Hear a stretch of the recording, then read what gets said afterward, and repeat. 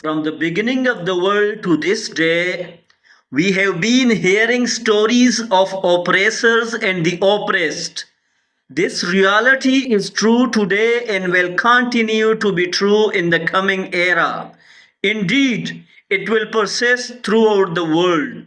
But one thing is clear, and that is when the oppressor resides in a society that tolerates oppression, the scope of their tyranny expands, engulfing every hope for goodness.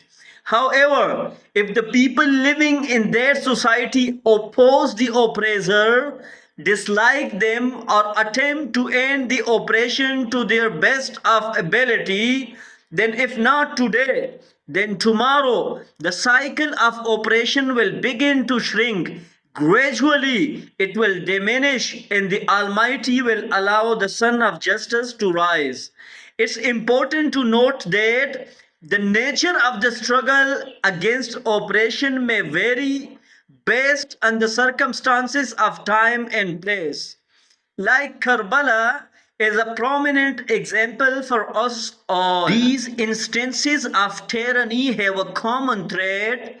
The oppressors adorn their cruelty with noble labels or instill in the mind of the people the idea that their oppression is inevitable, as if failing to comply poses a threat to the future or could lead to destruction.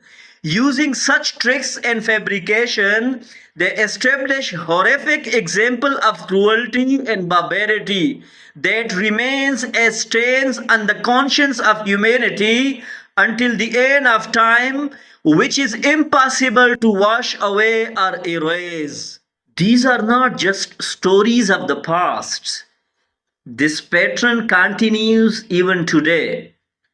If you look closely into your own region or country and expand your view to the international level, you will find out so many examples right there. Take a look at America and Donald Trump. How is it that they intimidate countries and their leaders before the world, auction off their honor, and force them into illegal action, and later praise them like obedient children? Look at this. Ukrainian President Zelensky, who was provoked into a confrontation and was later told he won't be able to fight Russia unless he surrendered his mineral rights,